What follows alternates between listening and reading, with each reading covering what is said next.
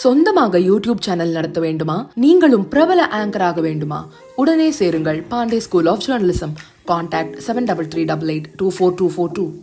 திருச்சியில் உங்களை தேடி உங்கள் ஊரில் திட்ட முகாமில் அரசு அதிகாரிகள் மேடையில் இருக்க திமுக நிர்வாகி ஒருவர் நலத்திட்ட உதவிகளை வழங்கியது பொதுமக்களிடையே அதிர்ச்சியை ஏற்படுத்தியது. சென்ற பிப்ரவரி மாதம் தருமபுரி கிழக்கு மாவட்ட திமுக செயலாளராக இருந்த தர்மசெல்வன் என்பவர் மாவட்ட ஆட்சியர், காவல் கண்காணிப்பாளர் என யாராக இருந்தாலும் தன் பேச்சை கேட்கவில்லை என்றால் அவர்களை மாற்றி விடுவேன் என்று அரசு அலுவலர்களை மிரட்டும் துணியில் பேசியிருந்தார். அந்த சம்பவத்தை குறிப்பிட்டு திமுக நிர்வாகிகள் குறுநில மன்னர்கள் போல செயல்படுகிறார்கள் என எதிர்க்கட்சித் தலைவர் எடப்பாடி பழனிசாமி விமர்சித்திருந்தார்.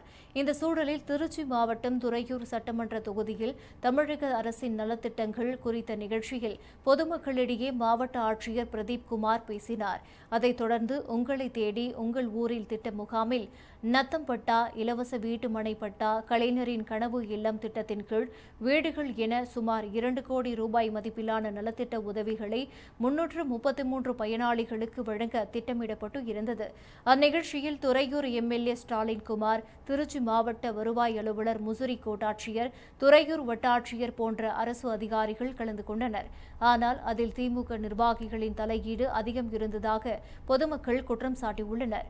விழா மேடையில் அரசு அதிகாரிகள் இருக்க திமுக நிர்வாகியான தர்மன் ராஜேந்திரன் அரசு நலத்திட்ட உதவிகளை பயனாளிகளுக்கு வழங்கியது துறையூர் மக்களிடையே பெரும் அதிர்ச்சியை ஏற்படுத்தியுள்ளது.